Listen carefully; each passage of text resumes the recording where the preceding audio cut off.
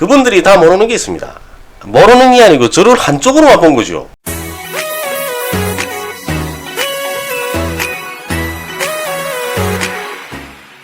안녕하세요. 바른북소리 정북방송입니다. 오랫동안 방송 못했습니다. 우리 그 탈북민들 중에 백두누수TV라는 그런 유튜브 채널을 운영하면서 뭐 누수 탐지, 뭐 하수구 뭐 뚫는 거, 뭐 그런 일을 진행하고 있는 친구 있습니다.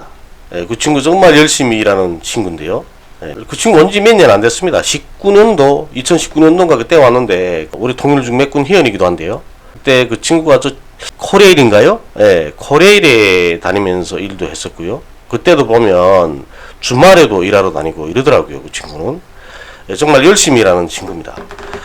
근데 그 친구가 이렇게 그 설비들 가지고 뭐 아파트 누수, 그 다음엔 또 뭐 하수관 세척 이런 일들 하는데, 어쨌든 뭐 요즘은 그 친구 따라다니면서 뭐 일을 하다 나니까 그래서 동영상 편집도 못했고 방송도 못했습니다.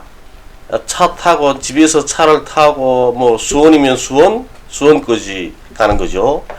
수원까지 가게 되면 또 수원에서 일을 하고 뭐 저녁이 돼야 일이 끝나니까요. 일이 끝나면 또 그 다음에 차 끌고 집으로 또 오는 거 아니겠습니까? 수원까지 한 1시간 정도 걸리는데요, 여기서. 그러다 나니까 또 일이 힘들죠.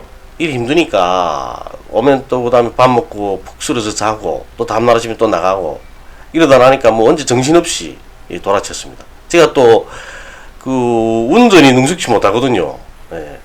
그러니까 이 운전하다간 절대로 전화 안 받습니다. 제가 휴대폰을 꽂아놓고 어쨌든 블루투스 연결해서 하긴 하는데 전화를 받아서 잠깐만 받죠. 내 지금 운전 중이다 하고 딱 끊습니다. 저는. 그래서 우리 친구들 놀려줄 때 그러죠. 저를 보고, 아니 운전하는데 저거 전화는 왜 못 받냐고. 운전하는데 무서우니까 못 받지 내가. 그렇습니다. 어쨌든 그러다 나니까 그리고 또 일을 시작하게 되면 언제 뭐 전화할 새가 없습니다. 땀이 비오듯 하지, 그 다음에 먼지 쓰지, 뭐 휴대폰 들고 뭐 언제 뭐 영천그릴 새가 없죠. 그러다 나니까 이렇게 뭐 방송도 제대로 못했습니다. 근데 그 친구 요즘은 한 주일 좀 나보고 싫어하더라고요. 형님 한 주일 좀 쉬라고. 아마 이제 제가 힘들어하니까 그런 것 같습니다. 그래서 제가 한 주일은 지금 쉬기로 하고, 그렇게 동영상 편집도 하고 또 할 일도 많습니다. 또 이게 여러 가지 일들이 많은데 뭐 소송도 또 누구 또 도와줘야 될 일이 있고요. 그래서 이렇게 오늘 지금 동영상 편집해서 올립니다. 그리고 또 이제 이 베트남 동영상들을 편집해서 올리고, 그렇게 하고 이미 전에 진행하던 방송들도 계속해서 시간 나고 짬이 나는 대로 하려고 합니다. 제가 이렇게 베트남에 다녀왔다고 이 동영상을 올리니까 어떤 분이 탈북 브로커로 전향했네, 이렇게 조롱하시는 분 계시더라고요. 그리고 뭐 또 뭐 네가 이제는 뭐 탈북민들이 인권을 떠드냐, 뭐 이런 식으로 또 조롱하는 분도 계시고요. 근데 그분들이 다 모르는 게 있습니다. 모르는 게 아니고 저를 한쪽으로만 본 거죠. 한쪽으로만. 전 지금까지 우리 탈북민들이 인권 가지고 이야기하지 않은 적이 없습니다. 저는 계속해서 탈북민들이 인권 문제에 대해서 이야기를 했고, 탈북민들이 인권 향상, 그리고 또 우리 탈북민들이 정착 조건 개선, 이런 걸 위해서 정책 아이디어를 내고, 그리고 그런 걸 실현시키기 위해서 노력을 해왔습니다. 제가 간첩 조작 사건 피해자라는 건 다 알고 계시죠? 탈북자 간첩 조작 사건 피해자가 탈북민들이 인권을 위해서 이야기하는 건 이건 당연한 거 아니겠습니까? 그렇죠. 그리고 또 탈북 브로커 문제도 마찬가지입니다. 제가 이번에 그 작년부터죠.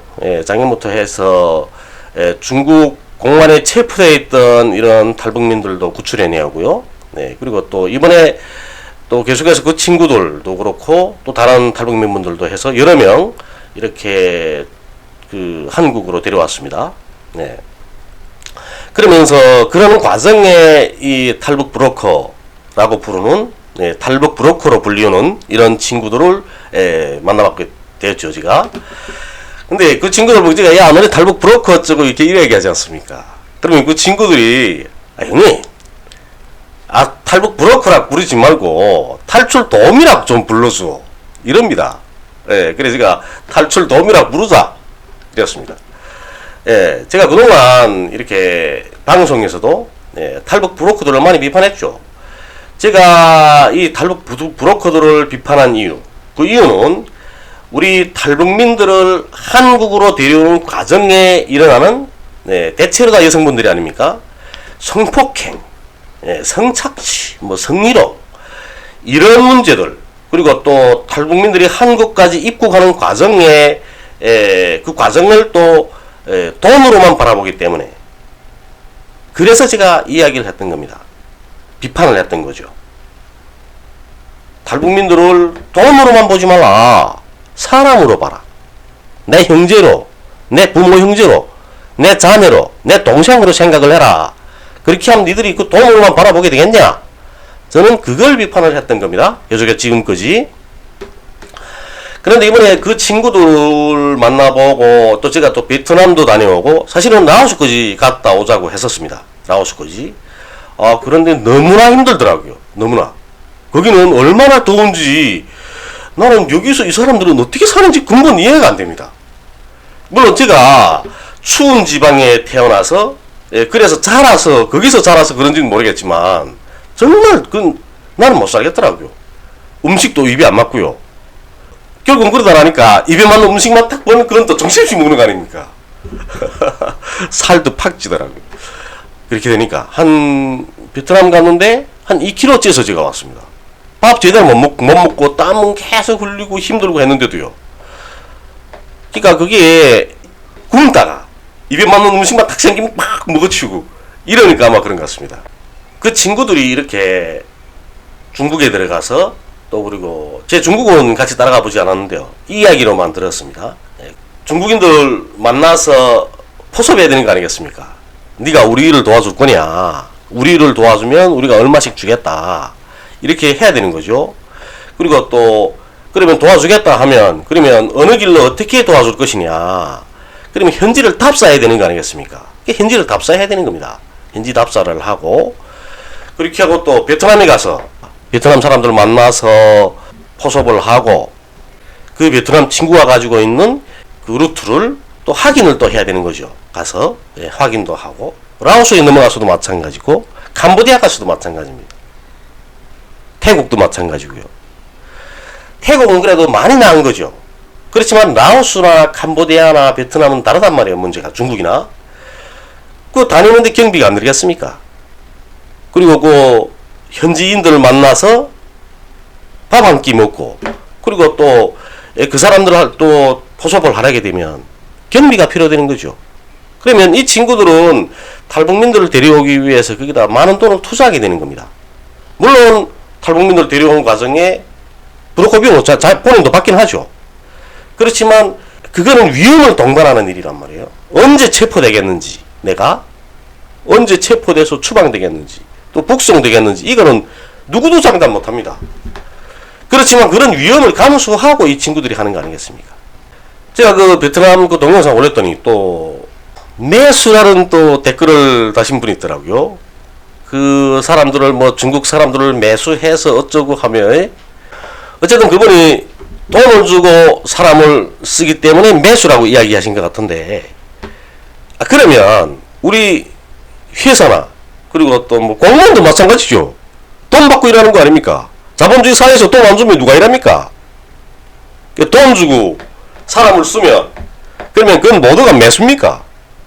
그럼 우리 노동자, 사무원 모두 다, 대통령 이하 모두 다 돈에 매수돼서 일하는 사람들인 거 아니겠습니까? 저는 그렇게 생각합니다. 본인의 정치적 견해, 그리고 또 정치적 입장, 이거하고 다르면 페르마로 몰아가는 이런 거는 하지 말았으면 좋겠습니다. 자본주의 사회는 돈을 줘야 일하는 겁니다. 자, 그리고 또 저는 이렇게 탈북민들을 한국으로 데려오는 이 문제에 대해서도 우리 사회가 관심을 가져야 된다고 생각을 합니다. 그리고 제가 일전에도 어느 방송하는 중에 그런 이야기를 한 적이 있습니다. 통일운동의 주체는 누가 돼야 되냐? 탈북민들이 돼야 된다고 저는 이야기했습니다. 저는 그렇게 생각을 하고 있습니다. 탈북민들, 저 북한에 고향이 있고 북한에 가족, 친척, 형제, 자매들, 선생님들, 친구들 다 있습니다. 그런데 가지 못하죠, 고향에. 고향에 아버님 산소, 할아버지, 할머니 산소가 있는 거 아닙니까? 추석이나 청명인데도 우리 탈북자들은 못 갑니다. 그러면 이런 사람들이 통일 문제에 가장 관심이 있는 거겠죠. 이렇게 통일 문제에 가장 관심이 많고 가장 1차적인 이익을 가지고 있는 사람들, 이런 사람들을 키워서 통일운동의 주체로 만들어야 되는 겁니다. 그리고 우리 사회가 탈북민들을 한국으로 데려오는 문제에 대해서 관심을 가져야 되는 이유, 그 이유는 우리 탈북민들이, 그러니까 결국은 중국을 떠돌고 있는 탈북민들이죠. 중국을 떠돌고 있는 이 탈북민들이 인권 문제에 대해서 가장 취약한 사람들이라는 겁니다. 중국에서 불법 체류자의 신분으로 있기 때문에 반인권적인 상황에 가장 많이 노출돼 있죠. 우리 남한도 마찬가지 아닙니까? 그리고 또 뭐 불법 체류자에 대한 반인권적인 문제들, 이런 문제들은 중국이나 우리 남한에만 있는 게 아닙니다. 미국, 유럽도 다 있죠. 민주주의 선진국이라는 다 있는 거 아니겠습니까? 그나마 우리 탈북민들, 중국을 떠돌고 있는 우리 탈북민들은 남한에 오게 되면 그나마 반인권적인 상황에서 벗어나게 되는 겁니다. 그런데 탈북민 분들을 이렇게 남한으로 데려오는 문제에 대해서 비판하시는 분들 많죠. 근데 저는 그분들한테 이런 질문 하고 싶습니다. 님들의 부모, 형제, 자녀들, 그리고 친척, 친구들이 중국에서 불법 체류자의 신분으로 살면서 이런 반인권적인 상황에 이렇게 노출되어 있고, 그렇다면 님들은 우리 형제들이 그렇게 살고 있다는 걸 알고 있으면서도 그걸 수수방관할 거냐? 이런 질문 저는 하고 싶습니다. 우리 말로는 그러죠. 우리는 한 피출, 우리는 한 민족, 이러지 않습니까? 그런데 현실에서는 탈북민들을 정치적으로 이용할 생각만 하고 있는 겁니다. 탈북민들을 정치적으로 바라보지 마시고 내 옆으로 찾아온 내 형제다, 이렇게 생각했으면 좋겠습니다.